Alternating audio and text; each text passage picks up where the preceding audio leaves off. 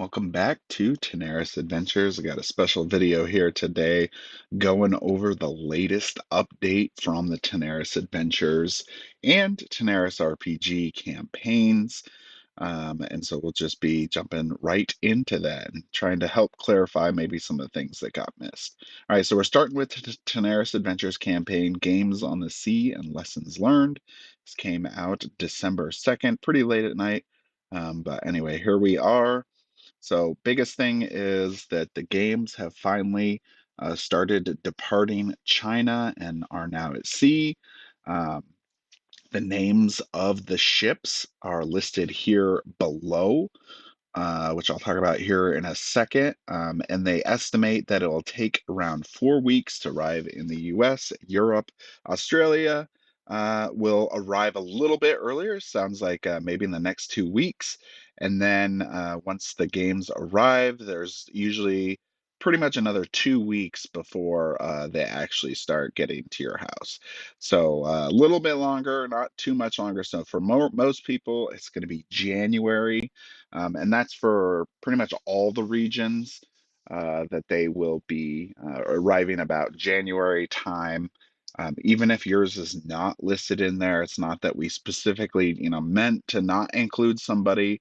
It's just that, there's so many different regions and everything, and that's about the time frame for everybody. The one exception, like I said here earlier, is Australia, who is likely to receive theirs in probably about 2 weeks. So I'd expect probably late December, around maybe Christmas time, or the week after that, that people will receive their games.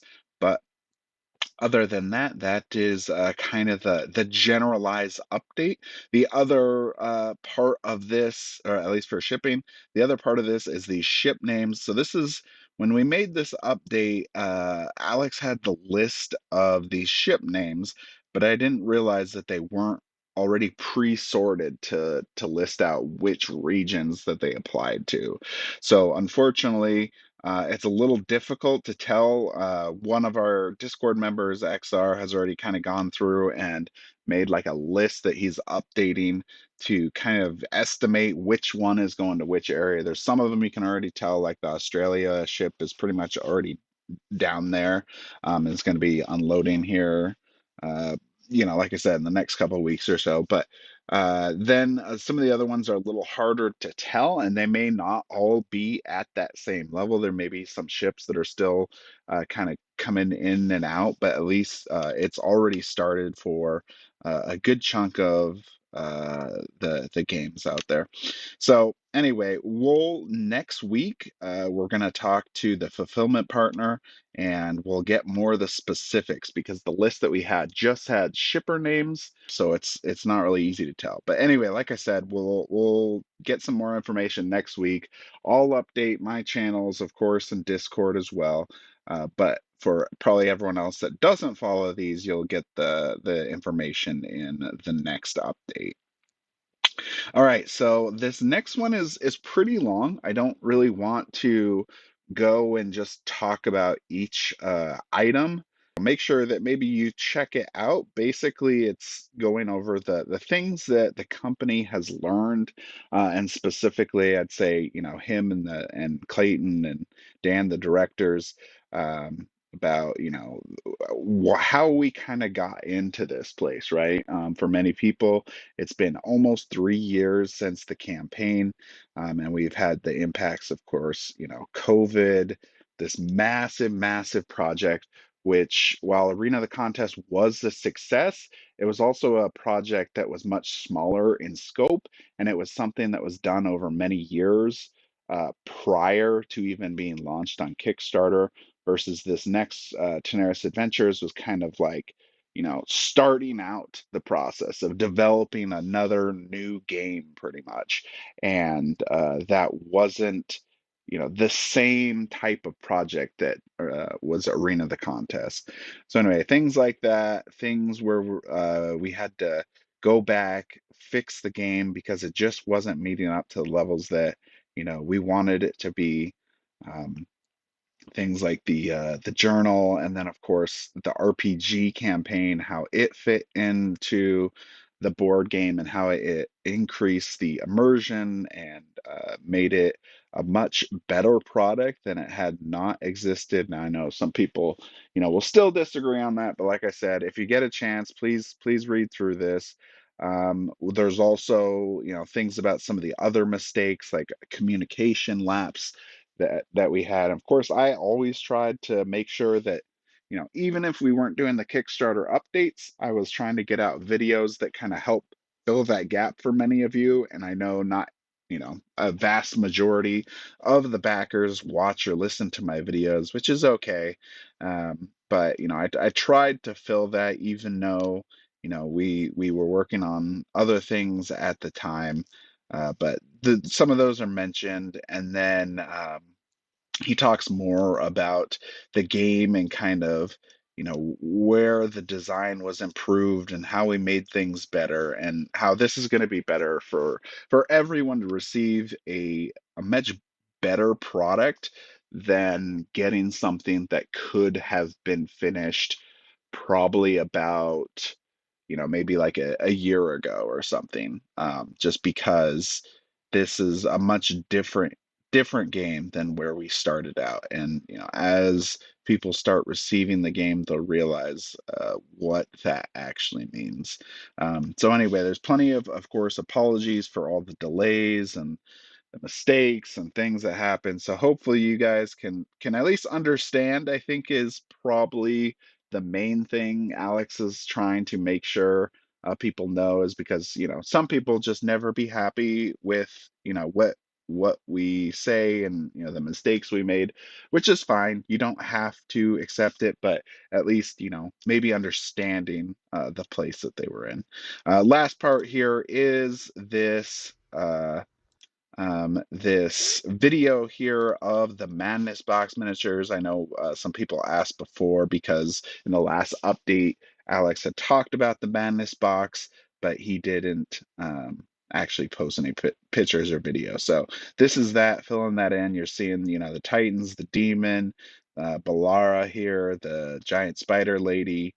Um, we got the Chimera, and we have the Augur, which personally, in my opinion, the Augur is my favorite miniature of the new bunch here. He just looks absolutely amazing. Of course, these are all the pre-painted ones. If you got the unpainted, then of course those just come in the standard gray coloring. But this is what the painted version is. I think did pretty good job. Of course, maybe there's some areas for room for improvement, but overall, I think it was still pretty successful, especially for mass production painting. So hopefully that will live up to people's standards, at least getting something painted on the board once you get your game. All right, so that is the last part here for the Tanares Adventures campaign. All right, let's jump into the Tanares RPG update here, number 35. So a lot of the information on here is the same. So like the games on the way is mentioned the same as the Tanares Adventures campaign.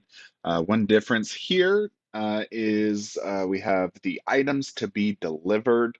This was something that I mentioned earlier, but I think it might have got missed when the first post for Tanares Adventures update was made. But it is in here.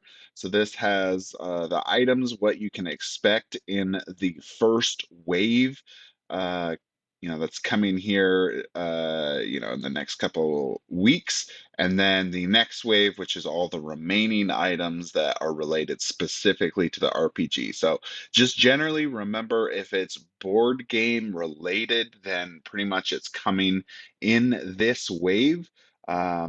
The one minor exception, of course, is the translation for Tanares Adventures is going to be coming in the next wave after.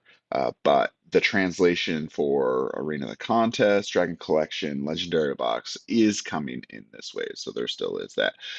Also, another thing to note, that there was, I think, like 2 minor items missed on here. The extra green dragon is coming in this wave. So if you did order that, then you will get that item.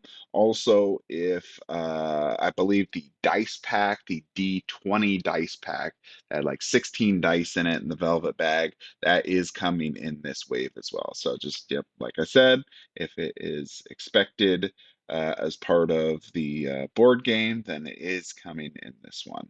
Another thing to note too was some people got pledges that may have included a free item. For example, or so like the classes pack, for example, if you got the essential pack, which was, you know, all the RPG books, and then you got this miniature pack, this one I believe is coming later. This is an extremely small group of people because most people that were interested in getting these like you know, extra miniature packs with the free, at least the free ones with the books, is a very small group, because otherwise you were expected that you probably wanted all the board game type stuff.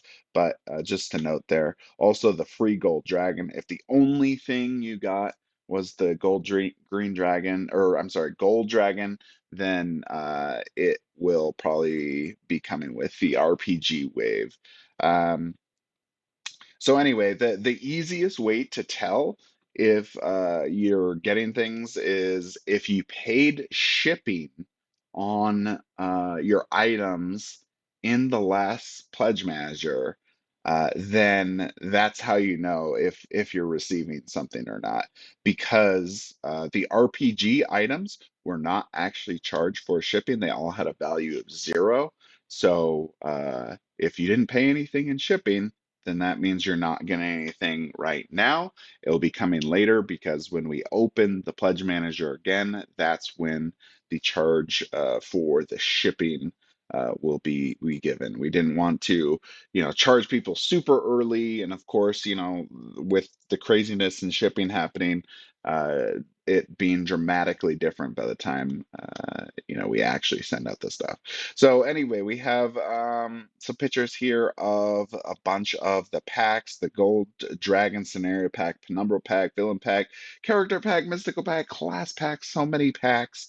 And do remember that all of these packs, with exception of the Gold Dragon, do fit inside the Penumbral Pack itself. It has its own storage component in there, so you can put all those items in there. I think this was also mentioned in the Tanares Adventures campaign, but there's a little section here that just talks about villain cards, which are separate from the quest guide. So the quest guide will, you know, direct you as to which villain cards to use, but they're not directly tied in. So in some ways, it makes it, I guess, modular, but also we can reuse some of these components, and you don't have to just look in the book to find this. And it's a little easier to see because these are larger size cards. We have the villain, the video that we showed earlier here, the miniature, the Madness Box pack. Last part of this update is the Tanares RPG specific things, which is basically probably by, I think by the end of the month, we'll probably have a small PDF for testing some of the new subclasses and classes from Tanares RPG. And I guess, I don't know if I announced this previously, but the results of the last kind of like question that Alex posed to everyone was the green versus blue, the blue being more technically driven, versus green being more kind of the fun version. And I think we had about 60% blue and about 40% green. So there'll still be a pretty good mix of both when, you know, as they continue doing the design for the RPG. But that was the split that I was able to determine looking through the updates. And then there's also mention of team rules that will be used for 4 archetypes to choose from, and based on your group preferences. So we'll explain more of that later. Last thing here is this awesome artwork of this like penumbral mysteries investigator Love this artwork at the end. Pretty awesome. That's definitely one of the best things I think we have going for us is amazing, amazing art. All right, well, that is it for the update today. I hope this kind of helped clarified a few things for you. And if you weren't already aware that these two updates were different, now you are aware of that. So maybe check them both out if you're part of both campaigns. Otherwise, we will see you at the next one.